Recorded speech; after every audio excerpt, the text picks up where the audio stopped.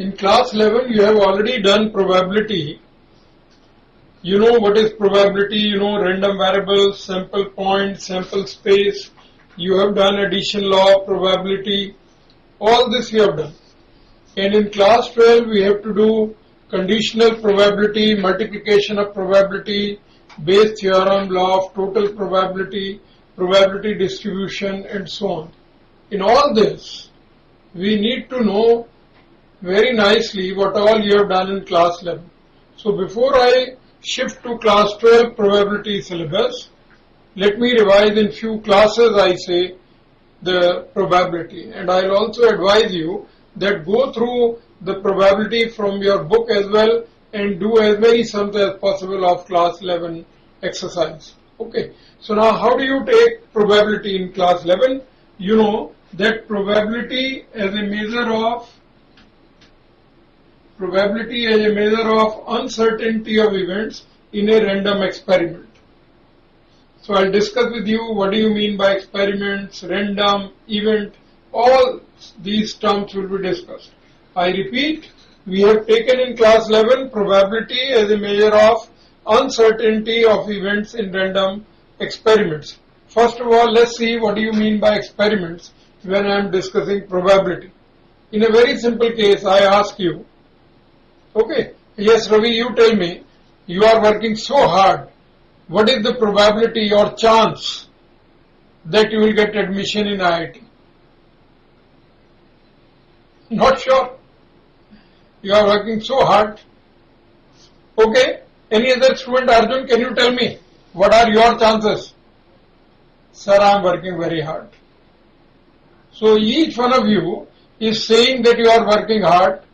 Maybe, you can say, sir, I have 99% chances, that nobody is sure that he is 100% sure because the competition is so high. So there is an experiment, random experiment. Then let me take few more practical example of experiment we will come across, like tossing one or more coins. If you toss a coin, it may turn up head or tail. If you toss two coins, then you may have head, tail, etc.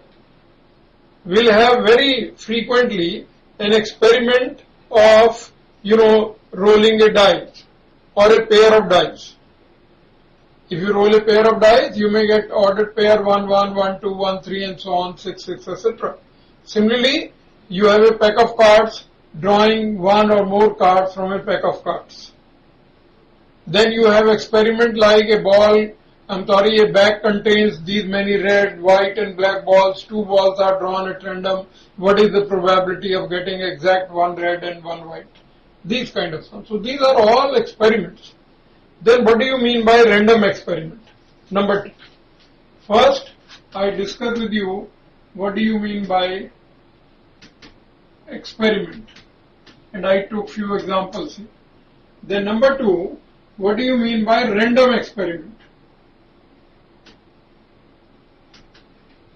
When you throw a die, it may turn out 1, 2, 3, 4, 5 or 6. You are not sure that it will be 1 only or 2 only or any of the outcome may turn up. Any possibility may come out. So when an experiment has 2 or more outcomes, it is not possible to predict the outcome in advance. So we say it is a random experiment. I have already used the term outcome. What do you mean by outcome? Outcome. A possible result of a random experiment is called its outcome.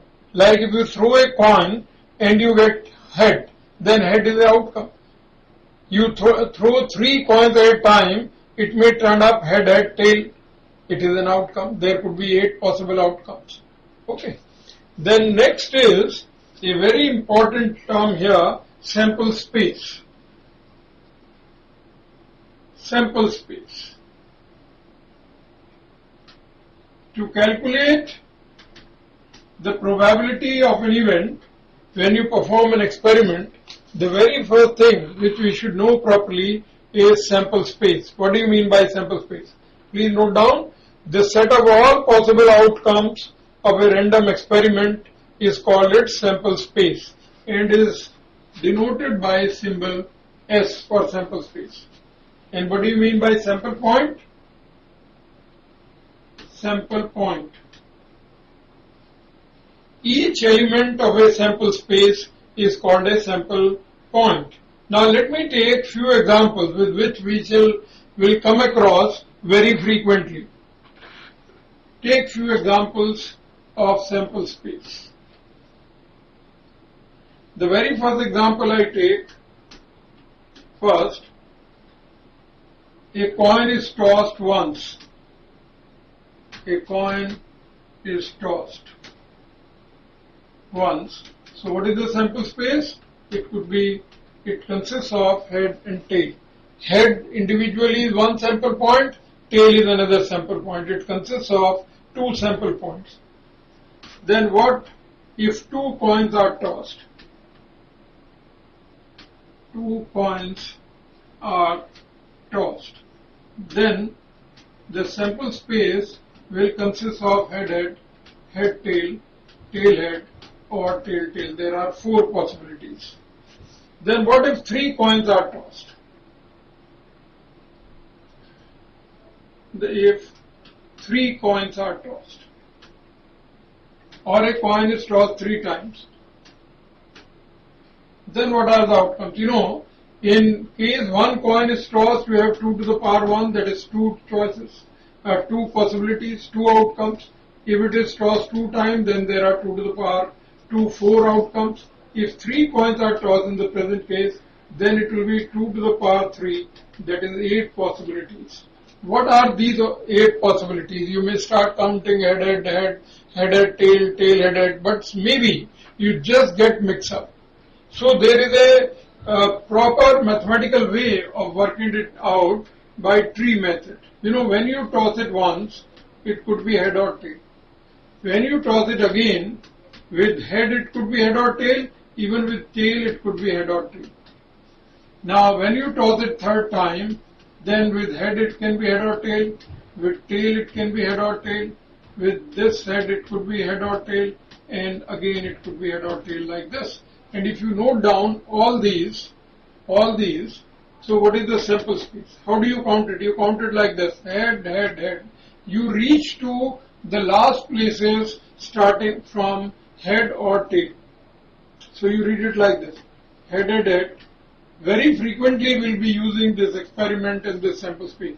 Then you have head, tail, you have head, tail, head, and you have head, tail. Okay, then these are the 4. Then you start with tail. You have tail, head, and then you have tail, head, tail, and you have tail, head, tail. Then you have tail, head, and tail. So these are the 8 outcomes. We may further use it when toward the end of class 12 course, I discuss with you the probability distribution. The same question I am discussing here in detail. Suppose I concentrate on number of heads. Let the random variable x, we'll call it there. X denote the number of heads. So in this experiment of tossing a coin 3 times or 3 coins are tossed, what could be the minimum number of heads? Like when all the 3 tails comes, there is no head, or maybe exact 1 head, 2 heads, or 3 heads. Can you tell me, if I just like that call frequency, how many times you have no head? No head means tail occurs only once. And exactly 1 head, that means it could be head, tail, or tail, head, or tail, head. There are 3 possibilities you can check up from the sample space. Similarly, for 2 heads, it could be head, tail, head, or tail, head. So again, there are 3 possibilities. And of course, for all the 3 heads, there is only 1 possibility. Total number of outcomes, if I say n, are 8. And more details.